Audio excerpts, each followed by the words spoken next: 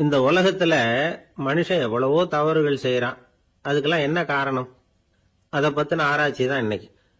இதுக்கு ஆராய்ச்சி என்னத்துக்கு? அது தெரிஞ்ச விஷயம் தானே அப்படின்னு நீங்க நினைக்கலாம்.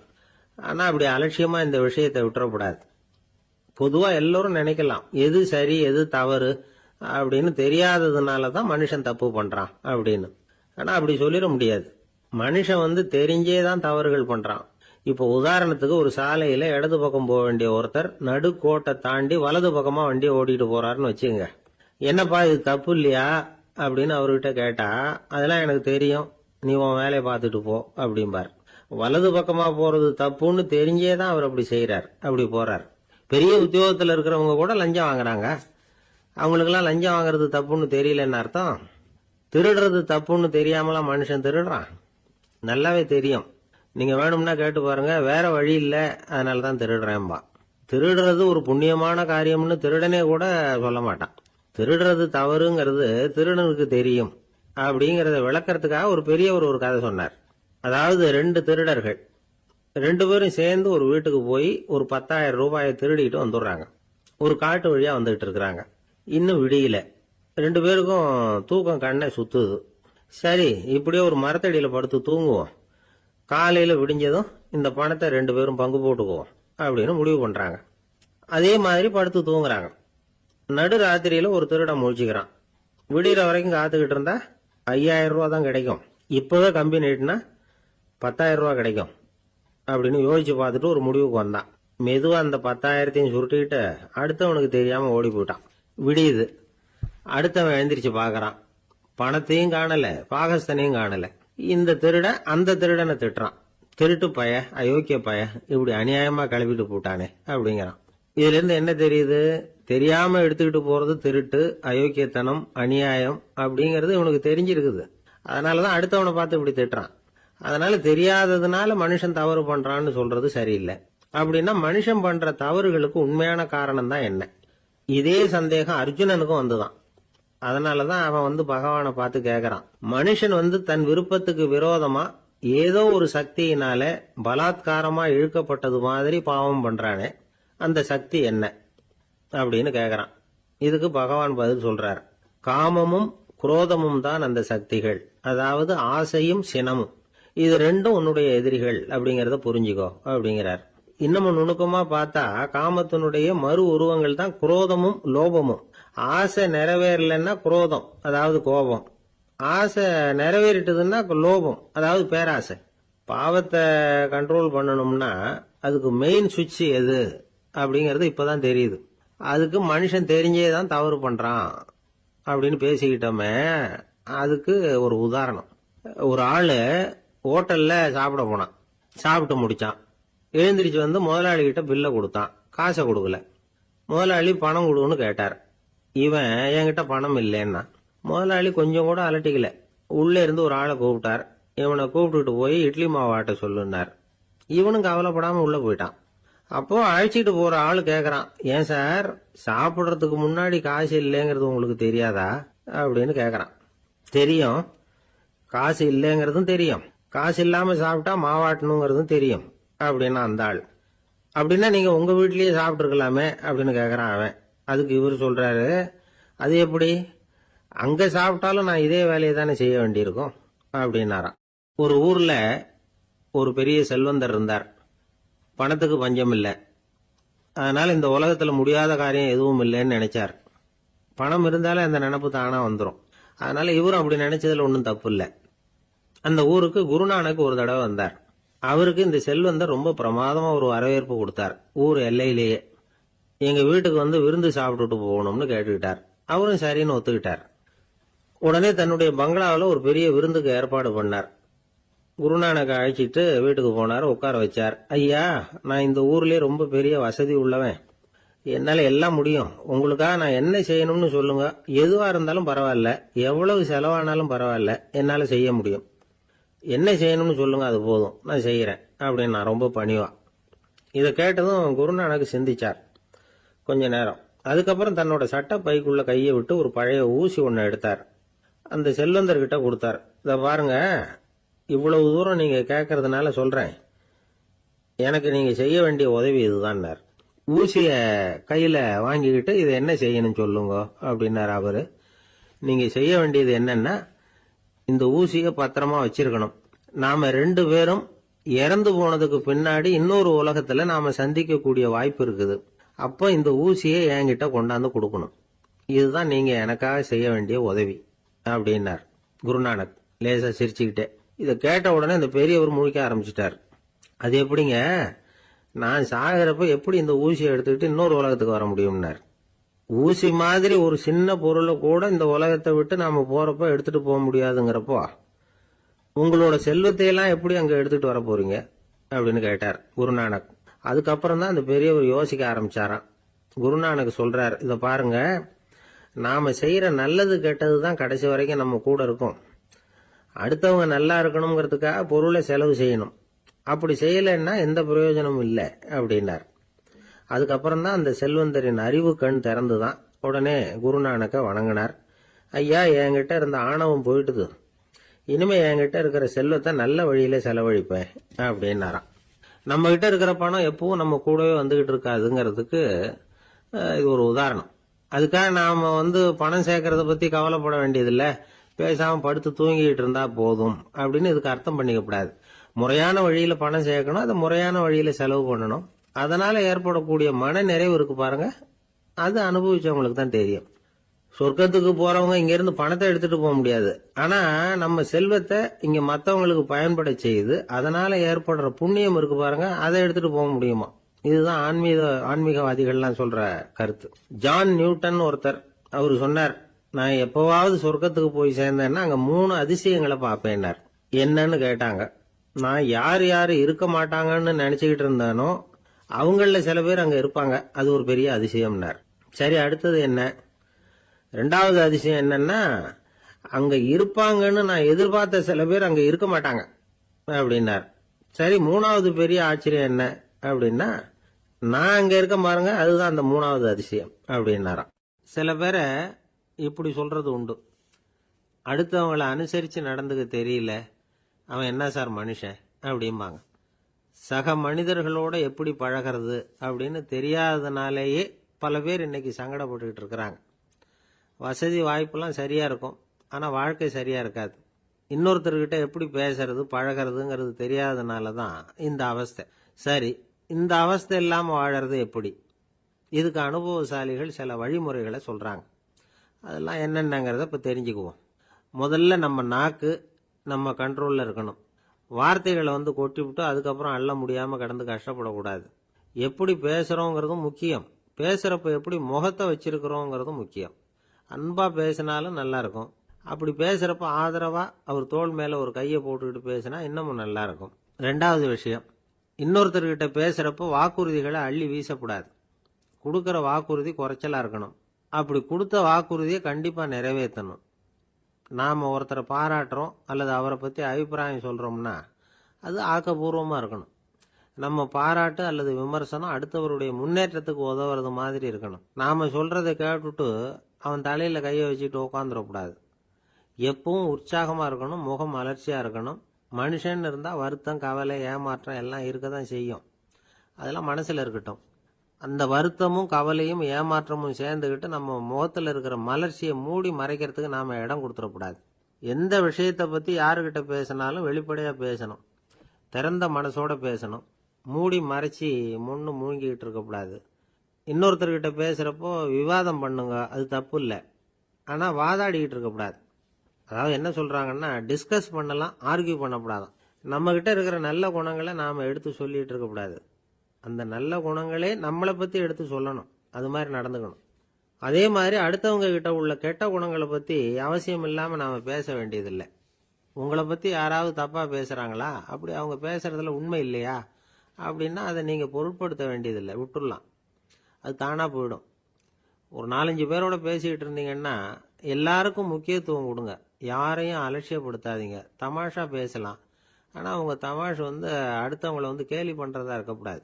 நமக்கு கிடைக்க வேண்டியது கிடைக்கலையே அப்படிங்கிற தவிப்பு நம்ம கிட்ட இருக்கக்கூடாது, அது தேவையில்லை.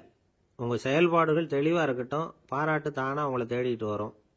இன்னொரு மனுஷனுடைய மனசுல கௌரவமான ஒரு இடத்த பிடிக்கணும்னா நாம இந்த குணத்தை எல்லாம் நம்ம கிட்ட வளர்த்துக்கணும். இதெல்லாம் அனுபவசாலிகள் சொல்லியிருக்கிற குறிப்புகள். இந்த குறிப்புகளை சரியா புரிஞ்சுக்கணும், அது முக்கியம். தப்பா புரிஞ்சுக்கிட்டா என்ன ஆகும் தெரியுமா? இதை கேளுங்க. ஒருத்தர் வந்தார். சார், அடுத்தவங்க தோள் மேல கையை போட்டுக்கிட்டு அன்பா பேசணும்னு சொன்னீங்க. அப்படிதான் பேசினேன். அவரு முதுக கூட தட்டி கொடுத்தேன்.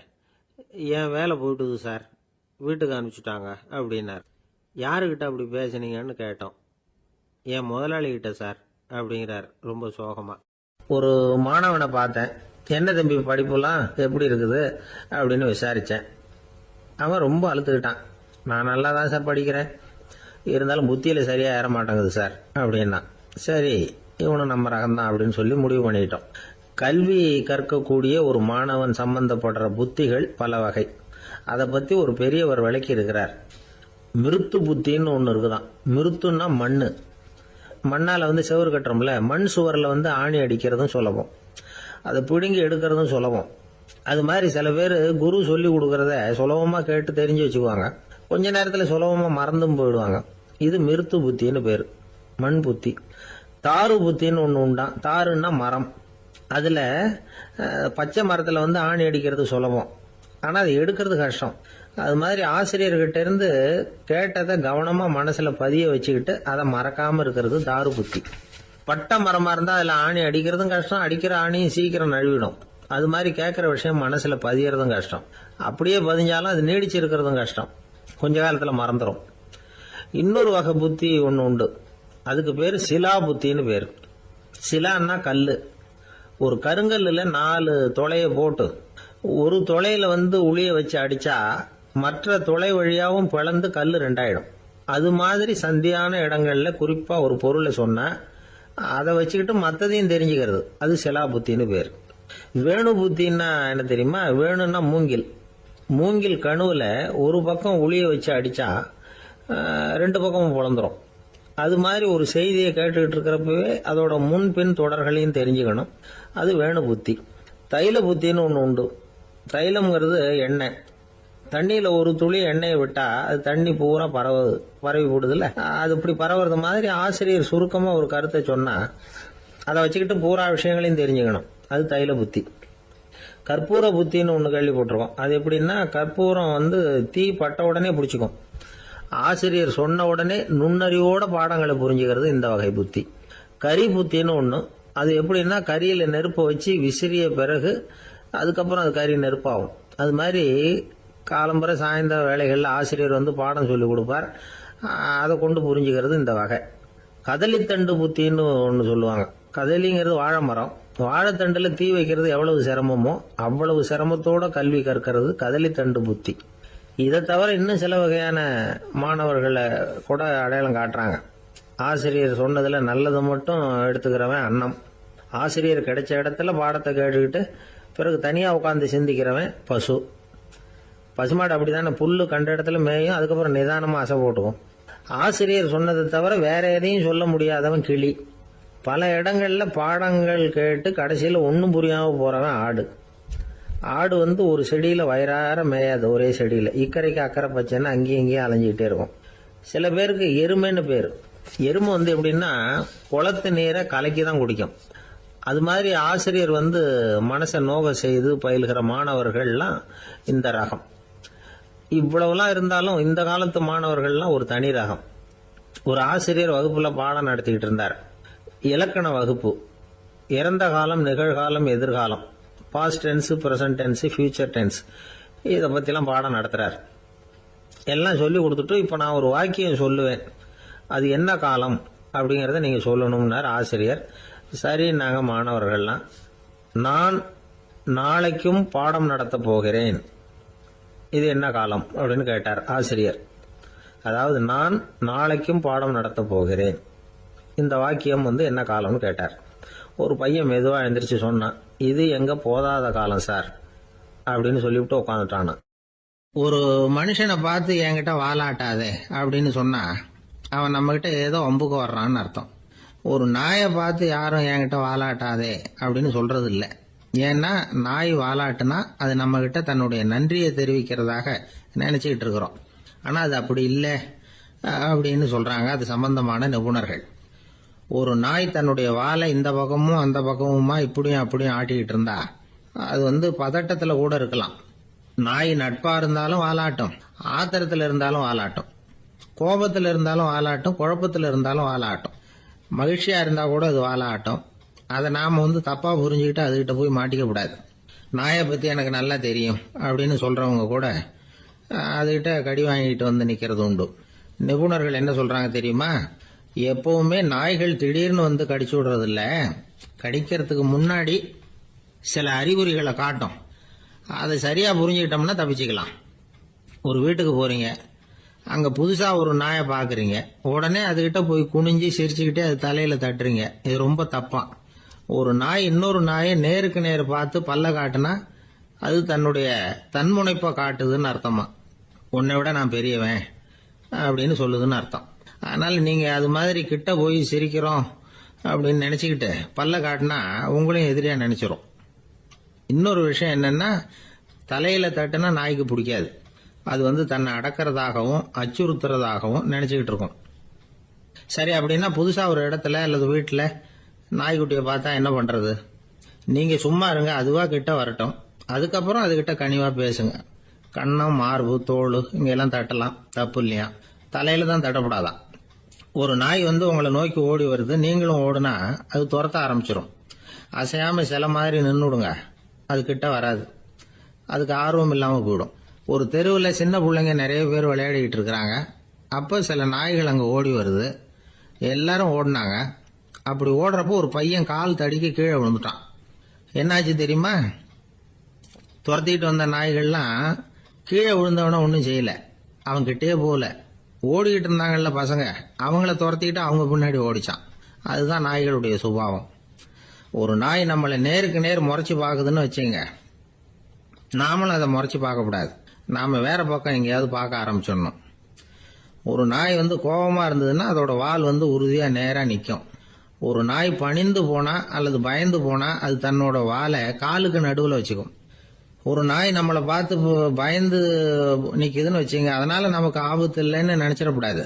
உங்களை பார்த்துட்டு ஒரு நாய் ஒடுங்குச்சுன்னா நீங்க விலகி போயிடணும் அப்படின்னு அது நினைக்குது. நிறைய பேர் பயந்து போன நாயால கடிபடுறாங்க. இவன் நம்மளை விட பெரிய ஆள், மாட்டிக்கிட்டோம், வேற வழி இல்லை அப்படிங்கிற நினைப்புல தான் நாய் கடிக்க ஆரம்பிக்குதான். இதே மாதிரி சங்கிலியால கட்டி போடப்பட்டிருக்கிற நாயும் ஆபத்தானதுதான். தொடர்ந்து கட்டி போட்டிருந்தா காலப்போக்கில் அது ஒரு மாதிரி ஆயிடும். நாய் குழந்தைகளை கடிக்காது அப்படின்னு சில பேர் சொல்லுவாங்க. அதுவும் ஒரு தவறான நம்பிக்கை. அதனால சின்ன குழந்தைகளை தனியா நாயோட விளையாட விடக்கூடாது. ஆக கூடி நாயை பத்தி நிறைய விஷயம் புரிஞ்சுக்க வேண்டியிருக்குது. ஒருத்தர் தன்னுடைய நண்பர் வீட்டுக்கு போயிருந்தார். அவசியம் எங்க வீட்டுல சாப்பிட்டுட்டு தான் போகணும் அப்படின்னு ரொம்ப அன்பா சொல்லிவிட்டார். அதை மீற முடியல இவரால. சரின்னு உட்காந்துட்டார். சாப்பாடு போட்டாங்க, சாப்பிட ஆரம்பிச்சார். அவங்க வீட்டுல கட்டி போட்டு இருந்த நாய்க்குட்டி இவர் சாப்பிடுறத முறைச்சு பார்த்தது. ஏன் இப்படி என்ன அது முறைச்சு பாக்குது உங்க வீட்டு நாய்க்குட்டி அப்படின்னு அவர் கேட்டார். அப்ப அவங்க சொன்னாங்களாம், அதுகிட்ட ஒரு கெட்ட பழக்கம்ங்க, தன்னோட தட்டுல யாரு சாப்பிட்டாலும் அது அப்படிதான் முறைச்சு பார்க்கும் அப்படின்னாரா அவர். ஒருத்தர் ரொம்ப அவசரமா வந்தார். சார், மனுஷன் நிம்மதியா இருக்கிறதுக்கு என்ன வழின்னு கேட்டார். சீக்கிரமா ஒரு கல்யாணத்தை பண்ணீங்க, எல்லாம் சரியா போடும் அப்படின்னோம். அவர் ஒரு மாதிரியா பார்த்தார். ஏற்கனவே எனக்கு கல்யாணம் ஆயிட்டுது சார், அதனால தானே நிம்மதியா இருக்கிறதுக்கு வழி கேட்கறேன் அப்படின்னார். சரி, இவர் ஒரு மாதிரியான கேஸ் அப்படின்னு நினைச்சுக்கிட்டு நம்மகிட்ட இருந்த ஒரு சின்ன புத்தகத்தை அவர்கிட்ட தூக்கி கொடுத்தோம். இதை படிச்சு பாருங்கன்னு. கல்யாணத்துக்கு பிறகும் சந்தோஷமா இருக்கிறதுக்கு என்ன வழி அப்படிங்கிற கேள்விக்கு அந்த புத்தகத்துல விளக்கம் இருந்தது. கணவன் மனைவிக்குள்ள சிக்கல் வராம இருக்கிறதுக்கு அதுல சில வழிகளை சொல்லி கொடுத்துருக்குறாங்க. அதெல்லாம் என்னென்ன அப்படிங்கறத இப்ப பார்க்கலாமா? குடும்பம்னு இருந்தா கோபம் வரதான் செய்யும். அது வந்துட்டு போட்டும் பரவாயில்ல. ஆனா அந்த கோபம் ஒரே நேரத்துல ரெண்டு பேருக்கும் வந்துடாம பாத்துக்கணும். ஒரு சமயத்துல யாராவது ஒருத்தர் தான் கோபப்படணும், அடுத்தவங்க அமைதியா இருக்கணும். அதுக்கப்புறம் இவர் அமைதியான உடனே அவங்க ஆரம்பிச்சுக்கலாம். கோபமா ஏதாவது சொன்னா உடனே கோபமா பதில் சொல்லக்கூடாது. கொஞ்சம் பொறுத்து கோபம் தீர்ந்த உடனே அந்த பதில சொல்லலாம். அப்போ பதில் கோபமா இருந்தா கூட அது அவளுக்கு பெருசா தெரியாது. அற்ப விஷயத்துக்கெல்லாம் காய்ச்சி மூச்சுன்னு கத்திட்டு இருக்க கூடாது. உங்க ரெண்டு பேருக்குள்ள ஒரு தர்க்கம் ஆரம்பம் ஆயிட்டுதுன்னு வச்சுக்கோங்க. கடுமையா ரெண்டு பேரும் விவாதம் பண்றீங்க. உங்கள ஒருத்தர் இதுல ஜெயிக்கணும்னா அது நீங்களா இருக்க வேணாம், அடுத்தவங்க ஜெயிக்கிறதுக்கு நீங்கள் துணையாக இருங்களேன். அப்படின்னா நீங்கள் கொஞ்சம் விட்டு கொடுக்கணும், அவ்வளவுதான். ஏதாவது குத்தம் சொல்லணுமா, செஞ்ச தப்பை சுட்டி காட்டணுமா, விமர்சனம் பண்ணணுமா, பண்ணுங்க, வேணான்னு சொல்லலை. ஆனால் சொன்னதை அப்படி சொல்கிறத கொஞ்சம் அன்பாக இதமாக சொல்லுங்க. எப்போ நடந்த தவறுகளை எல்லாம் இப்போ போய் மறுபடியும் ஞாபகப்படுத்திட்டு இருக்க வேண்டாம். நான் அப்போவே சொன்னேன் இந்த புடவை வேணாம்னு, நீங்கள் தான் கேட்கல, இப்போ பாருங்கள் கிழிஞ்சு போச்சு இப்படின்னு கத்துனாங்க ஒரு அம்மா. எப்போ சொன்னீங்கன்னு கேட்டால் ஒரு 10 வருஷத்துக்கு முன்னாடி தீபாவளி சமயத்தில் அப்படிங்கிறாங்க. அது என்ன இன்னும் அப்படியே புதுசாகவே இருக்கும்? உங்களுக்கு அவர் தான் பெருசு, அவருக்கு நீங்கள் தான் பெருசு. அதை விட இந்த உலகத்தில் வேறு எதுவும் முக்கியம் இல்லைன்னு நினைக்கணும். நீ தான் என்னுடைய உலகம்னு எத்தனை தடவை சொல்லியிருப்பீங்க? அதெல்லாம் வெறும் வசனமாக போயிடக்கூடாது. ஏதாவது ஒரு பிரச்சனையை பற்றி கடுமையாக விவாதம் பண்ணிகிட்டு இருக்கீங்க, அதை அப்படியே பாதியில் விட்டுட்டு படுக்கைக்கு போயிடக்கூடாது. சொச்சத்தை நாளைக்கு பேசிக்கலாம்னு. அப்படி போனால் தூக்கம் வராது. பிரச்சனையை ஒரு முடிவு பண்ணிக்கிட்டு அதுக்கப்புறமா தூங்க போகணும். ஒரு நாளில் ஒரு தடவையாவது உங்கள் ஜோடியை பாராட்டி நல்ல விதமாக கனிவாக ஒரு வார்த்தை சொல்லணும் அப்படின்னு தீர்மானம் பண்ணீங்க. ஏதாவது தப்பு பண்ணிவிட்டீங்கன்னா பரவாயில்ல, அதை ஒத்துக்கிறதுக்கும் மன்னிப்பு கேட்கறதுக்கும் தயாராக இருக்கணும். அது ஒன்றும் கேவலம் கிடையாது. வீட்டுக்குள்ளே தானே கேட்க போகிறீங்க, வெளியில் யாருக்கு தெரிய போகுதோ? எப்படியோ உங்களுக்குள்ள ஒரு சமரசம் ஆனால் சரிதான். ஒரு தகராறுன்னு எடுத்துக்கிட்டா குறைஞ்சபட்சம் அதுக்கு 2 பேர் தேவை. தனியாகவே உட்காந்துக்கிட்டு நான் இப்போ தகராறு பண்ணிகிட்டு இருக்கிறேன் அப்படின்னு யாரும் சொல்ல முடியாது. 2 பேர் தகராறு பண்ணுறாங்கன்னா பொதுவாக அந்த 2 பேரில் யார் அதிகமாக பேசுகிறாங்களோ அவங்க பேரில் தான் தப்பு இருக்கும். அதை மனசில் வச்சுக்கணும். இதெல்லாம் தான் அந்த புத்தகத்தில் போட்டிருக்கிற வழிமுறைகள். இவ்வளவும் சரியாக வரலைன்னா அப்புறமா சொல்லுங்கள், வேறு புத்தகம் ஏதாவது இருக்கான்னு தேடுவோம். ஒரு கணவன் தன்னுடைய மனைவியை அழைச்சிட்டு ஒரு மனோதத்துவ டாக்டர்கிட்ட வந்தாராம். டாக்டர், எங்களுக்கு கல்யாணம் ஆகி 30 வருஷ காலமாக நாங்கள் ஒரு விஷயத்தில் கூட ஒத்து போனதில்லை அப்படின்னு ஆரம்பித்தார். உடனே அந்த அம்மா குறுக்கிட்டு, அது 30 வருஷம் இல்லை 32 வருஷம் அப்படின்னாங்களாம். ஒரு ஊர்ல ஒரு ராஜா இருந்தார். அவரு ஒரு நாள் காலையில அரண்மனையில மேல் மாடத்துல நின்றுகிட்டு இருந்தார். அப்போ ஒரு ஆள் வீதியில ரொம்ப வேகமா ஓடிக்கிட்டு இருக்கான். அதை ராஜா கவனிச்சார். அவன் மனசுல ஏதோ ஒரு தவிப்பு இருக்குங்கிறத புரிஞ்சுக்கிட்டார். உடனே அரண்மனை சேவகர்களை கூப்பிட்டார். அந்த ஆளை இங்க அழைச்சிட்டு வாங்க அப்படின்னார். இவங்க ஓடி போய் அந்த ஆளை அழைச்சிட்டு வந்தாங்க. மன்னர் முன்னாடி நிறுத்தினாங்க. மன்னர் அவனை நிமிர்ந்து பார்த்தார். எதுக்காக இவ்வளவு வேகமா ஓடிக்கிட்டு இருக்கிற அப்படின்னு கேட்டார். இதுக்கு அவன் சொன்னா, மன்னா, நம்ம கோட்டையின் வடக்கு வாசல் இருக்கு இல்லையா, அது ஓரமா ஒரு பெரிய பாறாங்கல் கிடக்கு. அதுக்கு அடியில நான் ஒரே ஒரு வெள்ளி நாணயத்தை புதைச்சி வச்சிருக்கேன். அது இப்போ எனக்கு தேவைப்படுது. என்னுடைய மனைவிக்கு ஒரு பரிசு வாங்கி கொடுக்க வேண்டியிருக்கு. அதுக்காக தான் அவசரமா ஓடிக்கிட்டு இருக்கிறேன் அப்படின்னா. மன்னர் யோசனை பண்ணார். அப்புறம் சொன்னார், அதுக்காகவா இப்படி ஓடுற? பரவாயில்ல, அதை பத்தி கவலைப்படாத. நான் உனக்கு 10 வெள்ளி காசுகள் தர்றேன், வாங்கிட்டு திரும்பி போ அப்படின்னார். இவன் தலையை சொரிஞ்சான். மன்னா, நீங்க கொடுக்கறத ரொம்பவும் மகிழ்ச்சியோட வாங்கிக்கிறேன். இருந்தாலும் அதுக்கப்புறம் அந்த வடக்கு வாசலுக்கு போய் அங்க இருக்கிற ஒரு நாணயத்தையும் எடுத்துக்கிட்டு போயிடுறேனே அப்படின்னானா. இத பாருப்பா, அந்த ஒரு நாணயத்தை மறந்துடு, உனக்கு 100 வெள்ளி நாணயங்கள் தரேன் இருக்கார். மன்னா, ரொம்ப மகிழ்ச்சி. உங்க மாதிரி தாராள குணம் வேற யாருக்கும் வராது. நீங்க கொடுக்கற 100 நாணயங்களையும் வாங்கிக்கிறேன். இருந்தாலும் வடக்கு வாசலுக்கு போய் அதையும் எடுத்துக்கிட்டா 101 ஆயிடுமே அப்படின்னானா. இத பாருப்பா, அந்த ஒரு நாணயத்தை மறந்துடு, அது எக்கேடாவது கெட்டு போகட்டும். நான் உனக்கு 100 பொற்காசுகள் தரேன், அதையாவது வாங்கிட்டு வந்த வழியிலேயே திரும்பி போடுன்னாராம்.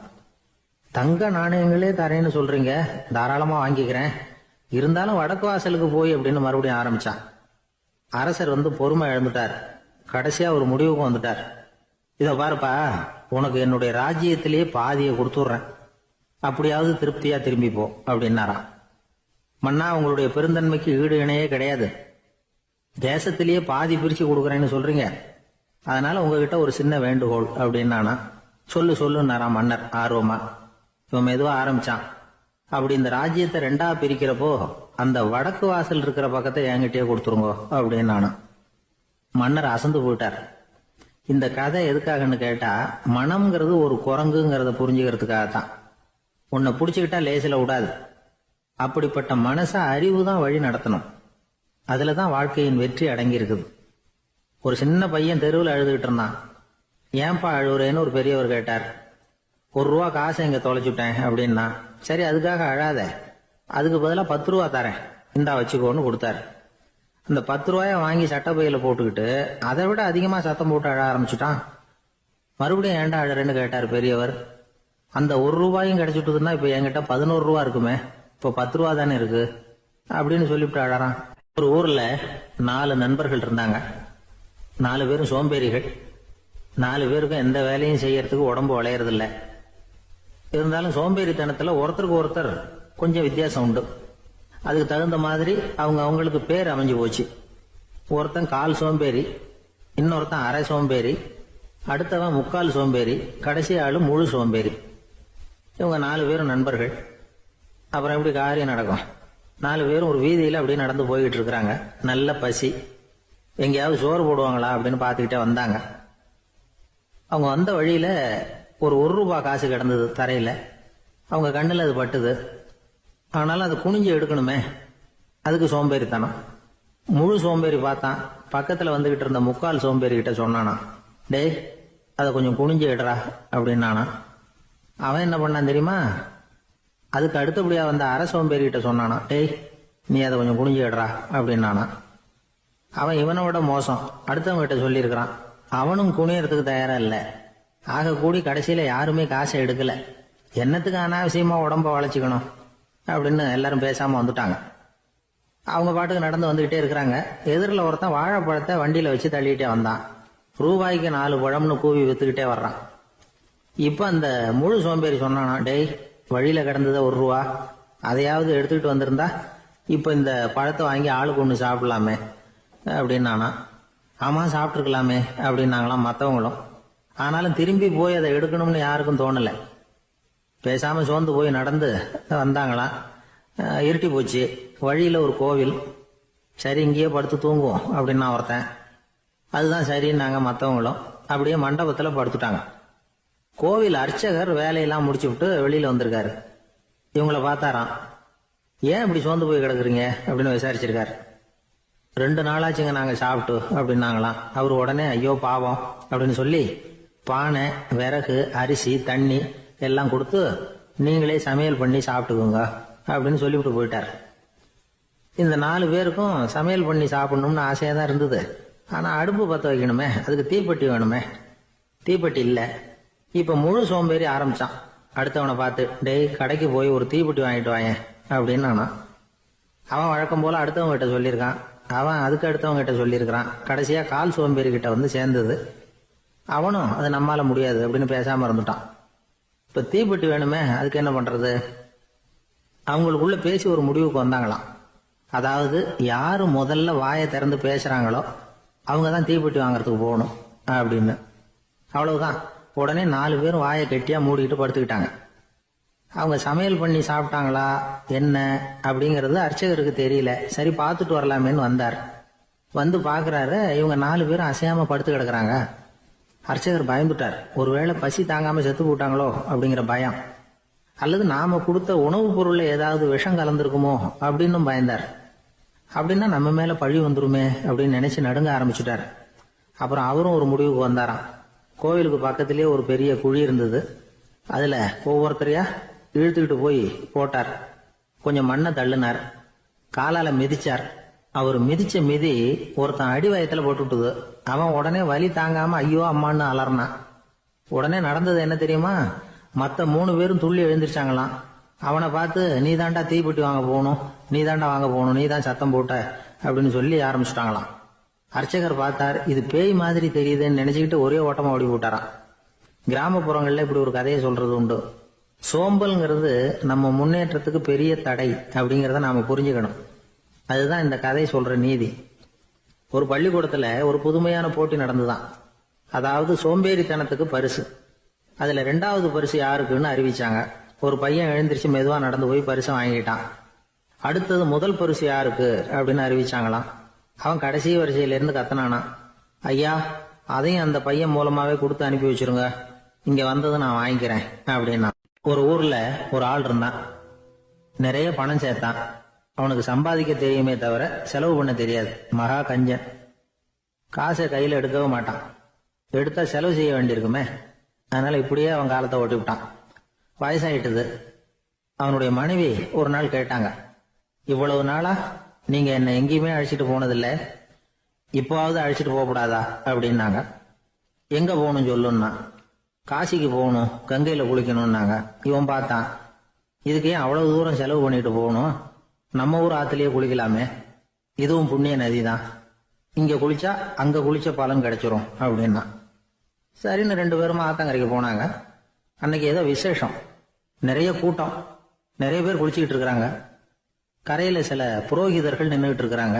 குளிக்கிறதுக்கு முந்தி அவங்க கிட்ட உட்காந்தா ஏதோ மந்திரம்லாம் சொல்லுவாங்க, கொஞ்சம் காசு கொடுக்க வேண்டியிருக்கும்.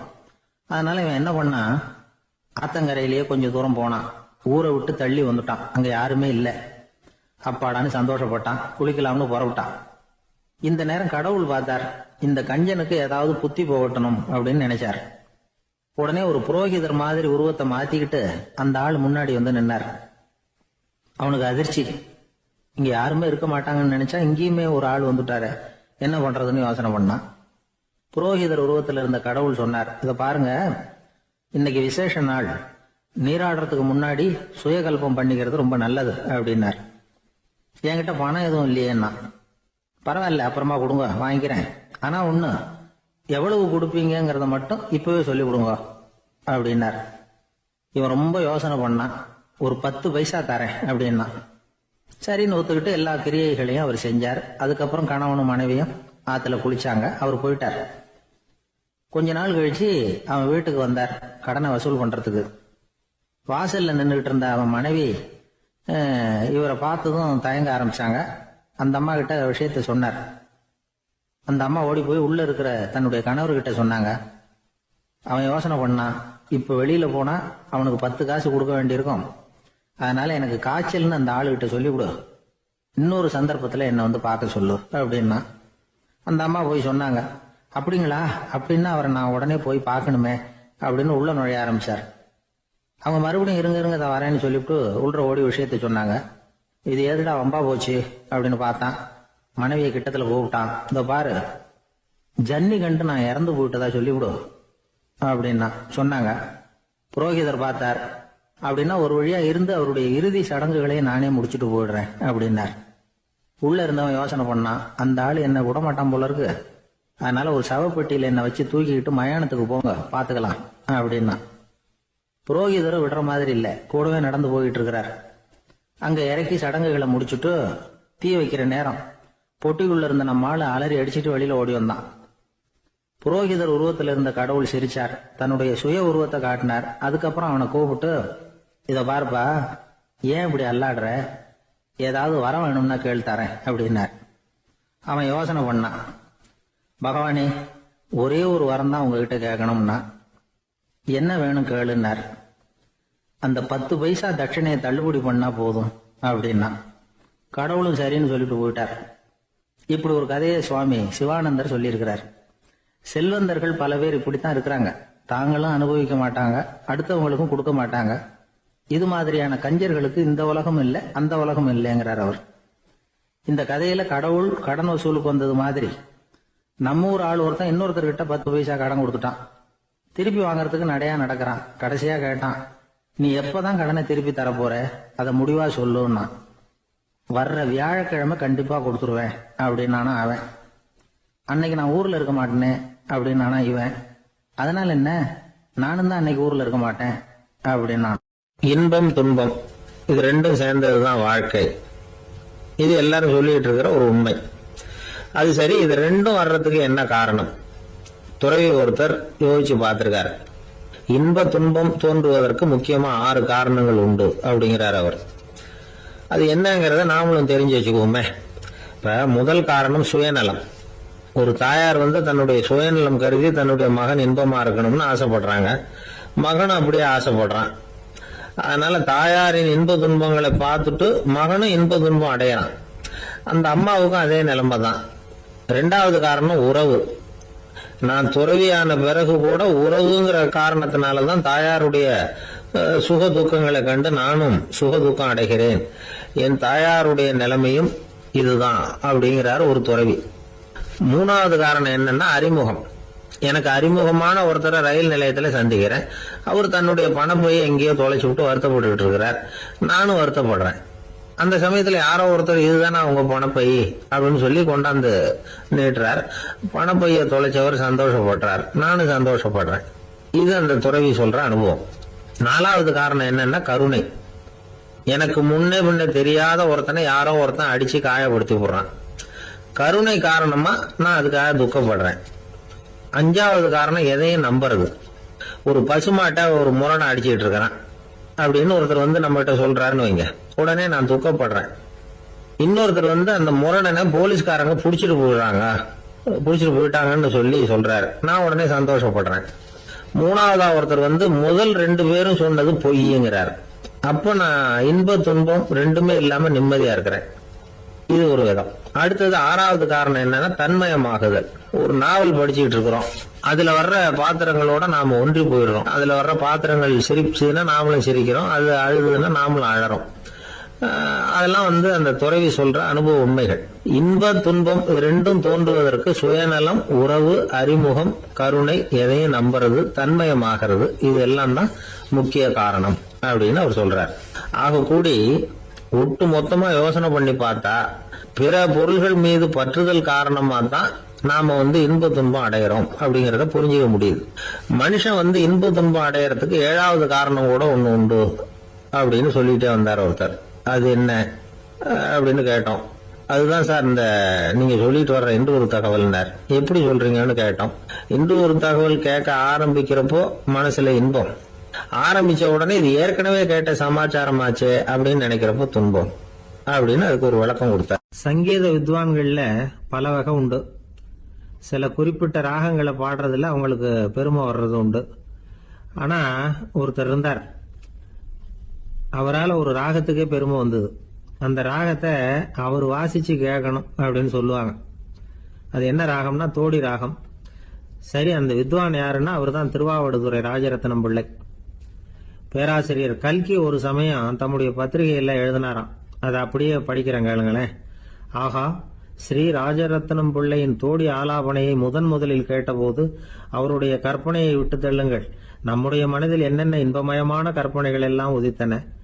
குழந்தை தாயிடம் கொஞ்சம் குரலை கேட்டோம், அன்னை குழந்தையிடம் கொஞ்சம் குரலை கேட்டோம், ரதியும் மன்மதனும் பேசிக்கொண்ட காதல் மொழிகளை கேட்டோம், முருகன் சிவபெருமான் செவிகுளிர மொழிந்த உபதேசத்தை கேட்டோம், கலைமகள் கவிஞனுக்கு அருளிய ஆசி மொழிகளை கேட்டோம், நாரத முனிவருடைய தம்பூரா சுருதியை கேட்டோம், ராவணன் தன் எலும்பை ஒடித்து வீணையாகச் செய்து வாசித்த கானத்தை கேட்டோம், கானப் பறவைகளின் கலகல ஒலியை கேட்டோம், கோல குயில்களின் குரல் இனிமையை கேட்டோம். இப்படிலாம் வந்து பேராசிரியர் கல்கி விமர்சனம் எழுதியிருக்கிறார் திருவாவடுதுறை ராஜரத்னம் பிள்ளை அவர்களுடைய வாசிப்பை கேட்டுட்டு. டி.என். ராஜரத்னம் பிள்ளை வந்து இறந்து போனார். அப்போ கவிஞர் கண்ணதாசன் எழுதினார், செவியனில் ஓடி எங்கள் சிந்தையில் ஓடி இந்த புவியெல்லாம் ஓடி நின்பார் பொங்கிய தோடி வேறிங்கு எவரிடம் போகும் ஐய இனி அதை காப்பார் யாவர் அவிந்தனின் சடலத்தோடே அவிந்தது தோடிதானும் அப்படின்னு எழுதினாராம். அந்த அளவுக்கு அவருடைய தோடியை வந்து ரசித்தவர்கள் உண்டு. அதே மாதிரி தோடின்னா என்னன்னு தெரியாமலே அவரை ரசித்தவங்களும் அந்த காலத்துல உண்டு. அதாவது ஒரு பெரிய சபையில இவர் வாசிச்சுக்கிட்டு இருக்கிறார். பாதியில ஒரு பெரிய மனுஷன் உள்ள வந்தார். அவர் உடம்புல பட்டு வேஷ்டி, ஜருக, அங்கவஸ்திரம், வாயில வெத்தலை, வாசனை புகையில, காதுல வைரக்கடுக்கன், கழுத்துல தங்க சங்கிலி, கை விரல் பூரா மோதிரம், கையில ஒரு வெள்ளி வெத்தலை புட்டி, உதவிக்கு 2 பேர் பக்கத்துல. இவ்வளவு பந்தாவோட வரார் கச்சேரி கேட்கறதுக்கு. இப்படி வந்தவர் முதல் வரிசையில வந்து உட்கார்ந்தார். வித்வான் வாசிச்சு முடிச்சதும் இவர் அவரை பார்த்து, ஐயா, நீங்க தோடி வாசிக்கிறதுல ரொம்ப கெட்டிக்காரர்னு கேள்விப்பட்டிருக்கேன், அதை கேட்கறதுக்காக தான் மெனக்கிட்டு வந்திருக்கிறேன், அதை வாசிங்களேன் அப்படின்னாராம் இந்த பெரியவர். ராஜரத்னம் பிள்ளைக்கு ஒன்றும் புரியல. ஏன்னா இதுவரைக்கும் அவர் வாசிச்சுக்கிட்டு இருந்ததே அந்த தோடி ராகத்தை தான். அதை வாசிச்சு முடிச்சதும் அதை வாசிங்களேன்னு இவர் கேட்கிறார். அப்படின்னா இவரோட ஞானம் எப்படிப்பட்டது? இவ்வளவும் கேட்டுட்டு இப்படி கேட்கிறாரே அப்படின்னு அவர் யோசிச்சிருக்கிறார் ராஜரத்னம் பிள்ளை. உடனே என்ன பண்ணாரு தெரியுமா? பக்கத்துல ரொம்ப சாதுவா சுருதி போட்டுக்கிட்டு இருந்த ஒரு முதுகுல ஓங்கி ஒரு குத்து விட்டாராம். அவருக்கு ஒன்றும் புரியல, எதுக்கு நம்மளை அடிக்கிறாரு இவரு, நம்மளை குத்துறாரு வித்வான்னு. அவர் அதிர்ச்சியால இவர் நிமிந்து பார்த்திருக்கார். அப்ப ராஜரத்னம் பிள்ளை சொன்னாராம், ஏய்யா ஐயா பெரிய மனுஷன், என்னுடைய பரம ரசிகர், தோடி ராகம் கேட்கணுங்கிறதுக்காக இவ்வளவு தூரம் வந்திருக்கிறார், வந்து வரிசையில் உட்கார்ந்துருக்கார். நீ இந்த சமயம் பார்த்து தோடி ராகம் வாசிக்கிற நாதஸ்வரத்தை வீட்டில் வச்சுட்டு வந்துட்டியே, இப்ப ஐயாவுக்காக அந்த ராகத்தை நான் எப்படி வாசிக்கிறது அப்படின்னு சொல்லிவிட்டு மறுபடியும் முதுகுல ஒரு அடி கொடுத்தாராம். அடி வாங்கினவருக்கே சிரிப்பு அடக்க முடியலையா. வயிறு பசிக்குதேங்கிறது சிலரோட கவலை, வயிறு பசிக்க மாட்டேங்குதே அப்படிங்கிறது சில பேரோட கவலை. ரெண்டு விதமான கவலைக்கும் வயிறு தான் காரணமா இருக்குது. வயிறு பசிச்சதுன்னா அது இயற்கை, வயிறு பசிக்கலைன்னா அது வியாதி. ஆனா பசியையும் நாம பசிப்பிணி அப்படின்னு தான் சொல்லுவோம். என்ன காரணம்? வியாதியை போக்க வேண்டியது எவ்வளவு முக்கியமோ அதை விட முக்கியம் பசியை போக்க வேண்டியது. ஒரு சமுதாயத்தில் பசிப்பிணியே இருக்கக்கூடாது, அதுதான் நல்ல சமுதாயம். பசியை போக்கணும்னா சாப்பாடு போடணும், பசியின்மையை போகணும்னா வைத்தியம் தான் பண்ணணும். இது சம்பந்தமா எவ்வளவோ ஆராய்ச்சிகள் நடக்குது, நிறைய மருந்து கண்டுபிடிச்சிருக்கிறாங்க. நம்ம உடம்புல பசியை தூண்டக்கூடிய பகுதி எது, இதை முதல்ல தெரிஞ்சுக்கணும் இல்லையா? நாம சாப்பிடுற ஆகாரம் செரிக்கிறதுக்கு எது காரணம் தெரியுமா? நம்ம மூளையோட பின்பகுதி தான் அதுக்கு காரணமா இருக்குதாம். மூளையின் பின்பகுதியில நரம்பு செல்களால் ஆன 2 வகையான ஆரக்சின்கள் தான் பசியை உண்டாகுது அப்படின்னு கண்டுபிடிச்சிருக்கிறாங்க. 2 ஆய்வாளர்கள் இதை கண்டுபிடிச்சிருக்காங்க. அவங்க 2 பேரும் டெக்சாஸ் பல்கலைக்கழகத்தில் ஹார்வர்டு ஹக்ஸ் மருத்துவ கல்வி நிலையத்தில் பணிபுரிகிறவங்களாம். உண்பது தேவைங்கிறது உணரப்படும் போது மூளையின் அந்த குறிப்பிட்ட பகுதி ஆரக்சின் அப்படிங்கிற ஹார்மோன்களை சுரக்கும். அது பசி உணர்வை தூண்டும் அப்படிங்கிறது தான் அந்த ஆய்வாளர்களின் கண்டுபிடிப்பு. இந்த ஆரக்சின் வேற சில உயிரினங்கள்லயும் உண்டு. இப்ப எலிகளில் கூட இது இருக்குது. அதனால எலிகளை வச்சு இது சம்பந்தமா ஆராய்ச்சி பண்ணாங்க. எலிகள் உடம்புல ஆரக்சினை செலுத்தி பார்த்தாங்க. உடனே என்னாச்சு தெரியுமா? அந்த எலியெல்லாம் பசியால துடிக்க ஆரம்பிச்சுட்டுது. எதையாவது தின்னு பசியை தீர்த்தா போதுங்கிற அளவுக்கு அந்த எலிகள்லாம் அல்லாட ஆரம்பிச்சுட்டுது. இயல்பா சாதாரணமா அந்த எலிகள் எவ்வளவு சாப்பிடுமோ அது மாதிரி 8 முதல் 10 மடங்கு அதிகமான ஆகாரத்தை 1 மணி நேரத்துக்குள்ள சாப்பிட்டு தீர்த்துட்டு தான். சில எலிகளின் மூளையில இந்த ஆரக்சின் அளவை கட்டுப்படுத்தி பார்த்துருக்குறாங்க. உடனே என்னாச்சு தெரியுமா? அதெல்லாம் சாப்பாட்டை கண்டா முகத்தை திருப்பிட்டு போக ஆரம்பிச்சுட்டு தான். அந்த எலிகளுக்கு பசி எடுக்கலையா. இந்த ஆராய்ச்சியின் அடிப்படையில் பசியை எடுக்காமல் இருக்கிற மனிதர்களுக்கும் பசியை தூண்ட முடியும் அப்படின்னு சொல்லி ஆராய்ச்சியாளர்கள் தெரிவிச்சிருக்கிறாங்க. ஆக ஆரக்சின் தான் பசிக்கு காரணம்ங்கிறது தெரிஞ்சு போச்சு. சரி, இந்த ஆரக்சின் அப்படின்னா என்ன? அது ஒரு கிரேக்க சொல். அதுக்கு பசின்னு அர்த்தம். நம்ம ஆளுங்களுக்கெல்லாம் பசியை தூண்டுறதுக்கு மருந்து தேவையில்லை, பசியை குறைக்கிறதுக்கு தான் மருந்து தேவை. ஒரு அம்மா டாக்டரை தேடி வந்தாங்களாம். டாக்டர், எங்க வீட்டுக்காரருக்கு திடீர்னு அகோர பசி, நிறைய சமைச்சு போடுறேன், அவ்வளவையும் சாப்பிட்டுட்டு கீழே கிடக்கிற குப்பை கூலங்களையும் எடுத்து சாப்பிட ஆரம்பிச்சுடுறார், என்னன்னு கவனிச்சு பாருங்க அப்படின்னாங்களாம். எவ்வளவு நாளா அப்படி இருக்குதுன்னு கேட்டிருக்காரு டாக்டர். 1 வாரமா அப்படி இருக்குதுன்னாங்களாம். இவ்வளவு நாளா ஏன் சும்மா இருந்தீங்க?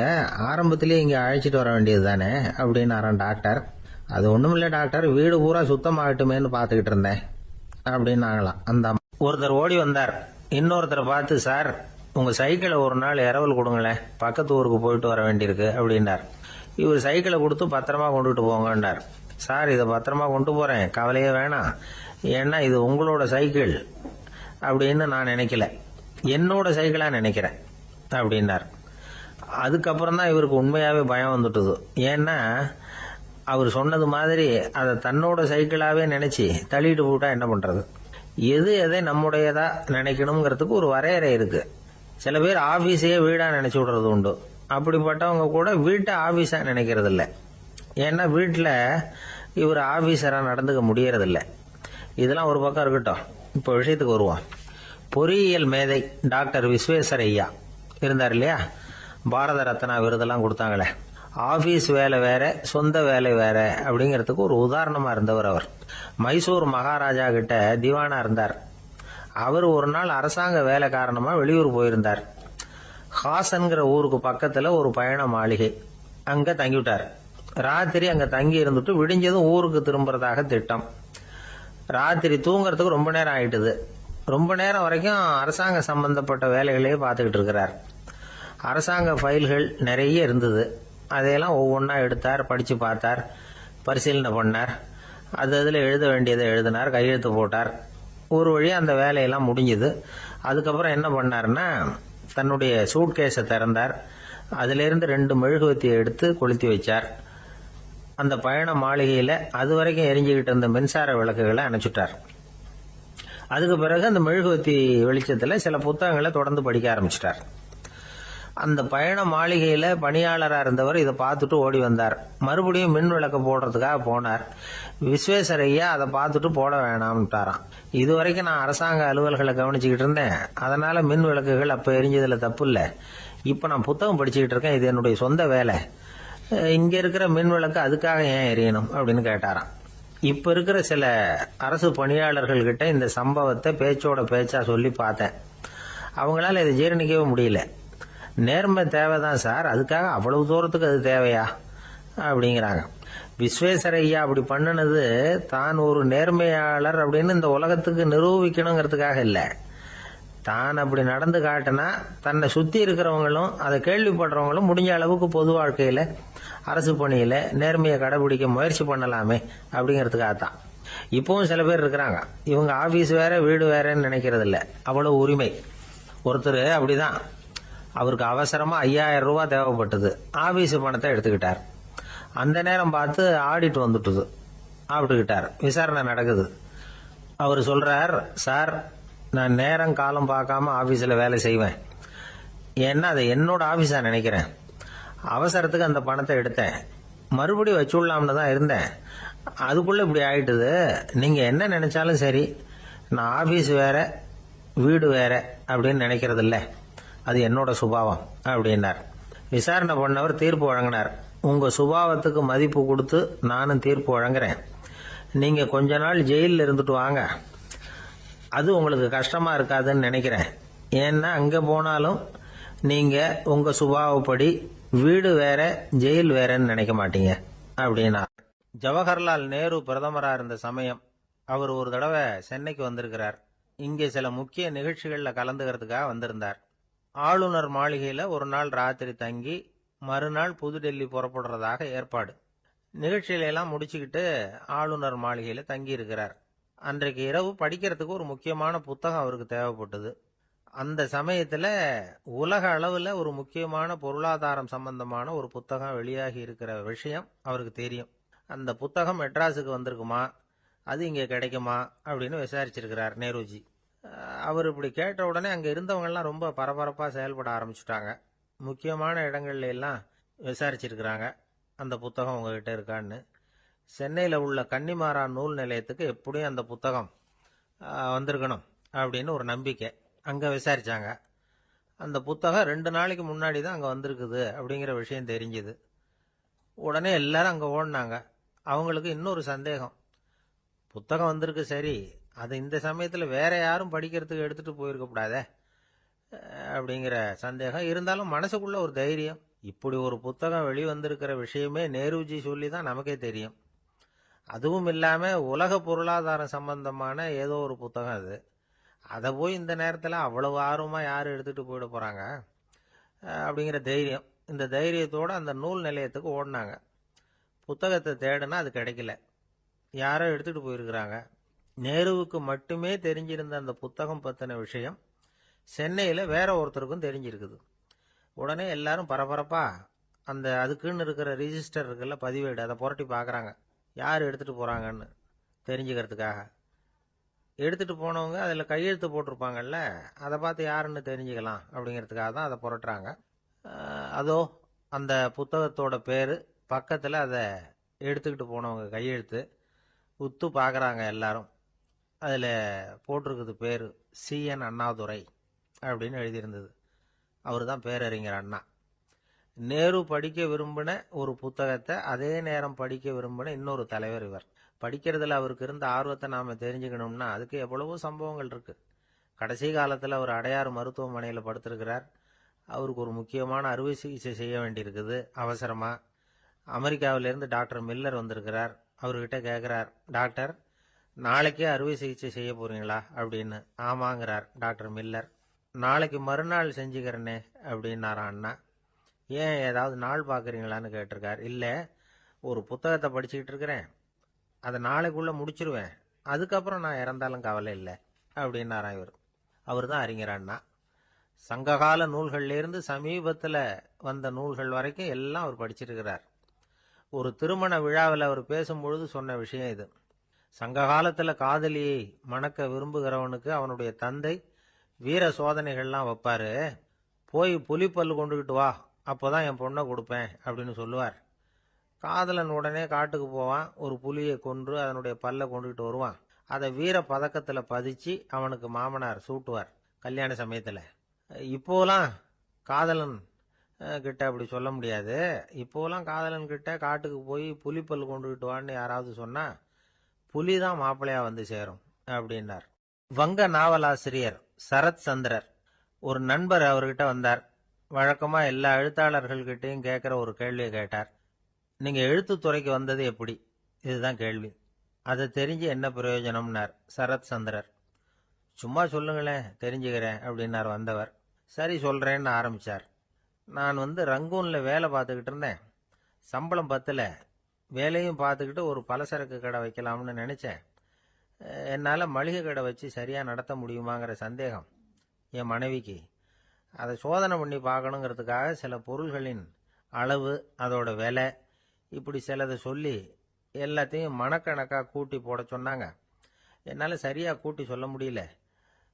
உங்களால் மளிகை கடை நடத்த முடியாதுன்னு சொல்லிவிட்டாங்க. உடனே என்ன பண்ணுறது, வேற வழி இல்லை, கதை எழுத ஆரம்பிச்சிட்டேன் அப்படின்னார். கேட்டவருக்கு சிரிப்பு வந்துட்டு தான். சரத் சந்திரர் ஒரு பக்கம் சீரியஸான நாவல்கள், சிறுகதைகள் எழுதியிருந்தாலும் அவருடைய இன்னொரு பக்கம் வேற விதம். நண்பர்கள் கிட்ட பேசும்பொழுதும் சரி, அவர்களுக்கு கடிதங்கள் எழுதும் போதும் சரி, கேலியும் கிண்டலும் நகைச்சுவை உணர்வும் அதிகமாக இருக்கும். காந்திஜி ஒரு சமயம் கல்கத்தாவுக்கு வந்திருந்தார். தேசபக்தர்கள் பல பேர் அவர்கிட்ட பேசிக்கிட்டு இருந்தாங்க. அப்போ சரத் சந்திரரும் அங்க இருந்தார். கிரண் சங்கர் ராய் அப்படிங்கிறவரும் அங்க இருந்தார். அவர் சொன்னாராம், காந்திஜியோட பழகிய முதல் வங்காளி நான் தான். போயர் யுத்த காலத்துல இவர் லண்டனுக்கு வந்திருந்தப்போ என்கிட்ட தான் வங்காள மொழி கத்துக்கிட்டார் அப்படின்னாராம். உடனே சரத் சந்திரர் காந்திஜியை பார்த்து, இவர் உங்களுக்கு வங்காள மொழி கத்து கொடுத்தது உண்மைதானா அப்படின்னாராம். ஆமான்னாராம் காந்தி. அதனால தான் உங்களால வங்காள மொழி கத்துக்க முடியல அப்படின்னாராம். எல்லாரும் சிரிச்சாங்களாம். சரத் சந்திரர் சாம்தாபேர் அப்படிங்கிற கிராமத்தில் தங்கியிருந்தார் ஒரு இலக்கிய நிகழ்ச்சியில் கலந்துக்கிறதுக்காக. அதுக்காக ஒரு கல்கத்தாவுக்கு போக வேண்டிய சூழ்நிலை. அதுக்காக புறப்பட்டார். அந்த சமயத்தில் பின்னாடி இருந்து யாரோ அவரை கூப்பிட்டாங்க. இப்படி கூப்பிட்டவரை பார்த்து இன்னொருத்தர் யாரோ அதட்டி இருக்கிறாங்க. போகிறவரை ஏன் இப்படி கூப்பிடுறீங்க அப்படின்னு. ஏன் கூப்பிட்டா என்னன்னு கேட்டிருக்கார் சரத் சந்திரர். புறப்படுறவங்கள பின்னாடி இருந்து கூப்பிடுறது அபசகனம், போற இடத்துல ஏதாவது ஆபத்து வரலாம் அப்படின்னு அதுக்கு விளக்கம் கொடுத்திருக்கிறார் அவர். உடனே சரத் சந்திரர் சொன்னாராம், இதோ இவங்க என்ன இலக்கிய கூட்டத்துக்கு அழைச்சிட்டு போறாங்களே, இதை விட வேற என்ன ஆபத்து வந்துட போகுது அப்படின்னாராம். இப்படி சரத் சந்திரருக்கு இயல்பாவே நகைச்சுவை உணர்வு உண்டு. அவருடைய நண்பர் ஒருத்தர் வீட்டுக்கு கூப்பிட்டு இருந்தார். அங்க ஒரு கச்சேரிக்கு ஏற்பாடு பண்ணியிருந்தாங்க. சரத் சந்திரருக்கு இயல்பாவே கச்சேரியில நீண்ட ஆலோசனையெல்லாம் கேட்கறதுக்கு பொறுமை இருக்காது. அதனால மெதுவா பாட போறவர் எப்படி அப்படின்னு கேட்டிருக்கார். அவருக்கு ரொம்ப நல்லா பாட தெரியும் அப்படின்னு சொல்லியிருக்கிறாங்க. அதுக்கு சரத் சந்திரர், பாட தெரியுங்கிறது சரி, பாட்டை நிறுத்த தெரியுமா அதை சொல்லுங்க முதல்ல அப்படின்னாராம். இமயமலை அடிவாரத்துல ஒரு மடம். அங்க ஒரு சன்னியாசி இருந்தார். அவர்கிட்ட ஒருத்தர் வந்தார். சுவாமி, ஆசையை உதற நினைக்கிறேன், முடியல, ஒட்டிக்கிட்டே வருது அப்படின்னாராம். இப்படி உட்கார, ஒரு கதை சொல்றேன் அப்படின்னு சொல்லி அவர் சொல்ல ஆரம்பிச்சாராம். அவர் சொன்ன கதை என்னன்னா, ஒரு ஊர்ல ஒரு ஆள் இருந்தான். அவன் பேரு குப்புசாமி. அவன்கிட்ட எப்பவும் ஒரு பழைய தொப்பி இருக்கும், விடவே மாட்டான். அதனால அவனை எல்லாரும் தொப்பி சாமி அப்படின்னு தான் கூப்பிடுறது வழக்கம். ஒரு புது தொப்பி வாங்கிக்கப்படாதாப்பா அப்படின்னு நண்பர்கள்லாம் சொல்லி பார்த்தாங்க. பணத்துக்கு எங்க போவேன் அப்படின்னு விட்டானான். பணம் வச்சிருக்கான், செலவு பண்ண மனசு வரல, மகா கஞ்சன். பழைய பாட்டில்கள்லாம் வாங்கி வித்துக்கிட்டு இருந்தான். அப்படி ஒரு தடவை பழைய கண்ணாடி சாமான்களை ஏலத்தில் எடுத்தப்போ அதில் ஒரு அருமையான சென்ட் பாட்டில் கிடைச்சிது. உடனே ஒரு ஐடியா பண்ணான். அந்த சென்ட்டை சின்ன சின்ன பாட்டில்களில் அடைச்சி ஜன்னல் ஓரமாக அடுக்கி வச்சுட்டான். அதை விற்றா நிறைய பணம் கிடைக்குமே. அதனால இதுக்கு இடையில ஒரு நாள் அவன் அப்படியே உட்காந்துருந்தான். அந்த நேரம் நண்பன் வந்தான். ஏண்டா, உன் பழைய தொப்பியை மாற்றப்படாதா, ஊரில் எல்லாரும் கேலி பேசுகிறாங்களே உன்னை தொப்பி சாமின்னு அப்படின்னு சொல்லி கேட்டிருக்கான். இந்த சென்ட்டு பாட்டில் விற்றதும் பணம் வரும், அதுக்கப்புறம் பார்க்கலாம் அப்படின்னு நானா இவன். சரி வா, நீச்சல் குளத்துக்கு போயிட்டு வருவோம் அப்படின்னு கூப்பிட்டுருக்கான் நண்பன். 2 பேரும் போனாங்க. அதே நேரம் அந்த ஊர் நீதிபதியும் அங்க குளிக்க வந்தாராம். அவர்கிட்ட இருந்தது விலை உசந்த ஒரு புது தொப்பி. அதை அங்க இருந்த ஸ்டாண்ட்ல மாட்டிவிட்டு குளிக்க போனார். இதுக்கிடையில குப்புசாமி குளிச்சுட்டு வந்தான். அவனுடைய பழைய தொப்பியை காணல. அந்த புது தொப்பியை பார்த்தா இது நண்பனுடைய வேலை தான் அப்படிங்கறதாக புரிஞ்சுக்கிட்டு அதை எடுத்து மாட்டிட்டு வந்துட்டான். நீதிபதி குளிச்சுட்டு வந்து பாக்குறாரு, தொப்பியை காணும். போலீஸ்ல புகார் கொடுத்தார். அவங்க வந்து தேடினாங்க. ஒரு மூலையில பழைய தொப்பி கிடைச்சது. அடடா, இது நம்ம குப்புசாமியோட தொப்பி இல்லையா அப்படின்னு நானா ஒருத்தன். உடனே அவன் வீட்டுக்கு தேடிட்டு போயிருக்காங்க. அங்க போய் பார்த்தா புது தொப்பி அங்க இருக்குது. உடனே அவனுக்கு 1000 ரூபாய் அபராதம் போட்டாங்களாம். அவன் பணத்தை கட்டிவிட்டு ரொம்ப எரிச்சலோட வீட்டுக்கு வந்தான். பழைய தொப்பி கண்ணில் பட்டது. மறுபடியும் உன்னால தானே எனக்கு 1000 ரூபா நஷ்டம் அப்படின்னு சொல்லி அதை எடுத்துக்கிட்டு அப்படி போயிருக்கான். அந்த ஊர் குளத்துல வீசி எரிஞ்சிட்டு வந்துட்டான். அது மீன் பிடிக்கிற ஒருத்தன் கையில சிக்கிச்சு. அவன் வர்ற வழியில அதை எடுத்து வேகமா வீசி எறிஞ்சான். அது நேரா குப்புசாமி வீட்டு ஜன்னல் வழியா உள்ள வந்து இந்த சென்ட்டு பாட்டில்கள் மேல உழுந்து எல்லாம் உடஞ்சி நொறுங்கி போச்சு. குப்புசாமி பார்த்தான். தோட்டத்துல ஆழமா ஒரு குழியை வெட்டினான். அந்த தொப்பியை போட்டான், மூடிவிட்டான். இதை அடுத்த வீட்டுக்காரன் பார்த்தான். ஏதோ புதையல் தான் வச்சிருக்கான் போல இருக்குன்னு நினைச்சான். போலீஸ்ல போய் புகார் கொடுத்துட்டான். மறுபடியும் போலீஸ் குழியை தோண்டினாங்க. பழைய தொப்பி மறுபடியும் வெளியில வந்தது. எல்லாரும் சிரிக்கிறாங்க. அன்னைக்கு ராத்திரியே அந்த தொப்பியை எடுத்துக்கிட்டு நேரா புறப்பட்டான். ஒரு கல்லுல அதை சேர்த்து கட்டி குடிநீர் தொட்டி இருக்கும்ல, அதுல போட்டுட்டு வந்துட்டான். இனிமே என்ன பண்ணும் பாப்போம்னு. ஒரு நாள் திடீர்னு குழாயெல்லாம் அடைப்பட்டு போச்சு. மாநகராட்சி அலுவலர்கள் வந்து என்னன்னு பார்த்தா அந்த பழைய தொப்பி குழாயை அடைச்சிக்கிட்டு இருக்குது. இது குப்புசாமியோட தொப்பிங்கிறது தான் எல்லாருக்கும் தெரியுமே. உடனே குடிநீரை வந்து பாழாக்கணத்துக்காக குப்புசாமிக்கு கோர்ட்டு 2500 ரூபாய் அபராதம் போட்டுவிட்டது. அதையும் கட்டிவிட்டு வெளில வந்தான். கடைசியா முடிவு பண்ணான். ஒரு நெருப்பு குச்சியை கிழிச்சான். தொப்பியை கொளுத்தினான். எரிஞ்சது. எடுத்து வெளில எரிஞ்சான். கொஞ்ச நேரத்துல தீ அணைப்பு படம் வந்துட்டுது. ஆமா, இவன் எடுத்து எரிஞ்சது வெளியில விழுந்து வீட்டு கூரையே பத்திக்கிட்டு எரிய ஆரம்பிச்சுட்டுது. அவனோட பணத்தாசையும் அதோட சேர்ந்து எரிஞ்சு போச்சான். இப்படி ஒரு கதை. இந்த கதையை சொல்லி முடிச்சார் அந்த இமயமலை அடிவாரத்துல இருந்த சன்னியாசி. இப்ப அந்த குப்புசாமி எங்க இருக்கிறான்னு கேட்டார் எதிரில இருந்தவர். இதோ உன் எதிரிலே இருக்கிறான், நான் தான் அந்த குப்புசாமி அப்படின்னாராம் அந்த சன்னியாசி. அந்த குப்புசாமி கிட்ட இருந்தது மாதிரி ஒரு பழைய தொப்பி நம்ம ஒவ்வொருத்தர்கிட்டையும் உண்டு. அதை எப்படி தொலைக்கிறதுன்னு தெரியாம தடுமாறிக்கிட்டு இருக்கிறோம். அது என்ன தொப்பிங்கிறீங்களா? அதுதான் நம்மை சூழ்ந்திருக்கிற மாயை அப்படிங்கிறார் சுவாமி சின்மயானந்தர். மெய்ஞானம் கிடைக்கிறப்போ மாயை வந்து எரிஞ்சு போகும் அப்படிங்கிறது அவருடைய கருத்து. நம்மால் ஒருத்தர் வேகமா ஓடி வந்தார். காலில் மாட்டியிருந்த பழைய செருப்பு 2ஐயும் ஆவேசமா தூக்கி ஒரு கிணத்துல போட்டுட்டு வெறுங்காலோட நடந்து வந்துகிட்டு இருக்கிறார். ஏன் அப்படி பண்ணீங்க அப்படின்னு கேட்டோம். அந்த செருப்புக்கு சொந்தக்காரன் வந்து பின்னாடி வந்துகிட்டு இருக்கிறான், அதனால அப்படி பண்ணேன் அப்படிங்கிறார் இவர். ஒரு நண்பர் இருக்கார். எப்ப பார்த்தாலும் கையில ஒரு புத்தகம் இருக்கும். புத்தகம் இல்லாம எங்கேயும் புறப்பட மாட்டார். எதுக்காக இப்படி எடுத்துட்டு போறீங்க அப்படின்னு கேட்டா, எனக்கு இது ஒரு நல்ல நண்பன் மாதிரி. இந்த காலத்துல எங்க போனாலும் காத்திருக்க வேண்டியிருக்கு. அது மாதிரி சமயத்துல நான் வந்து நண்பன் கூட பேசிக்கிட்டு இருப்பேன் அப்படிம்பாரான். ஒருத்தர் ஒரு பெரிய அரச பதவியில் இருந்தார். அவர் பதவியிலிருந்து இறங்க வேண்டிய சூழ்நிலை. அரசு கொடுத்திருந்த வீட்டை விட்டுட்டு வெளியில வர்றார். வரும்பொழுது 2 கையிலையும் 2 பெட்டியை எடுத்துக்கிட்டு வந்தாராம். சார், உங்களுடைய உடைமைகள் அப்படின்னு கேட்கறாங்க அங்க இருந்த ஊழியர்கள். இவர் தன்னுடைய கையில இருக்கிற பெட்டியை காட்டி, இதுதான் என்னுடைய சொத்து அப்படின்னாராம். ஒரு பெட்டியில அவருடைய உடைகள், இன்னொரு பெட்டியில அவர் விரும்பி படிக்கிற புத்தகங்கள். அவ்வளவுதான். இதுதான் இருந்துதான். புத்தகம் படிக்கிறது வந்து மனசுக்கு நல்லதுங்கிறது நமக்கு தெரியும். புத்தக வாசிப்பு வந்து உடம்புக்கும் நல்லதுங்கிறாங்க. அது நமக்கு ஆச்சரியமா தான் இருக்குது. ஒரு நபர் ஒரு வருஷத்துல சராசரியா 2000 பக்கங்களை படிச்சிருக்கணுமா, யுனெஸ்கோ பரிந்துரை. ஆனா நம்ம நாட்டில் நாம சராசரியா படிக்கிறது 32 பக்கங்கள். அவ்வளவுதான். இவ்வளவுக்கு நம்ம நாட்டில் 6000த்துக்கும் மேற்பட்ட நாளேடுகள், 2000த்துக்கும் மேற்பட்ட இதழ்கள், மலர்கள், இவ்வளவு இருந்தும் சரியா வரல. இந்த உலகத்துல முதல் நூலகம் எங்க எப்ப ஆரம்பமாச்சு தெரியுமா? கிமு 2500ஆம் ஆண்டுல அது ஆரம்பமாயிருக்குது. பாபிலோனியாவில் அமில் அணு அப்படிங்கிற அரசன் தான் நூலகத்தை உருவாக்கி இருக்கிறான். அப்பெல்லாம் தாள் கிடையாது, களிமண் தான். களிமண் பலகைகளில் வந்து எழுதி அதை தொகுத்து அப்படியே நூலாக்கி அதை நூலகத்தில் வச்சிருப்பாங்களாம்.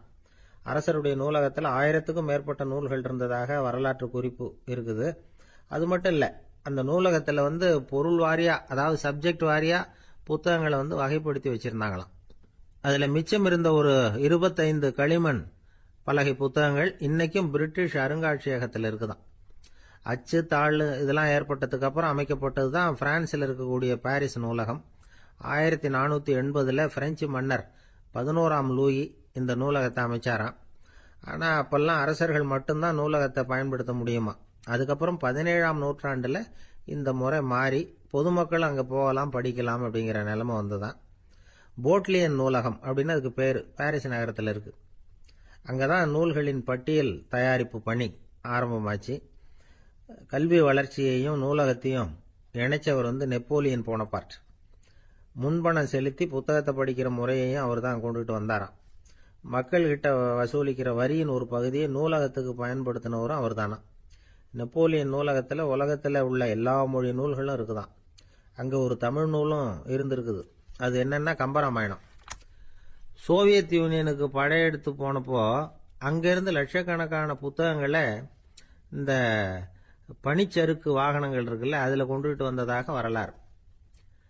அடுத்தபடியாக குறிப்பிட்டு சொல்லத்தக்க நூலகம் எதுன்னா பிரிட்டிஷ் நூலகம். மிக பழைய கையெழுத்து பிரதியெல்லாம் கூட அங்கே இருக்குது. 1753 ஆரம்பமாச்சு. அதில் உள்ள நூல்களை வரிசையாக அடுக்கினா 180 கிலோமீட்டர் நீளத்துக்கு வருமா. மிகப்பெரிய நூலகம் அமெரிக்க தலைநகர் வாஷிங்டனில் இருக்குதான். இந்தியாவை பொறுத்த வரைக்கும் பெரிய பழைய நூலகம் எதுன்னா கல்கத்தா நூலகம். எல்லா இந்திய மொழி நூல்களும் இங்கே உண்டு.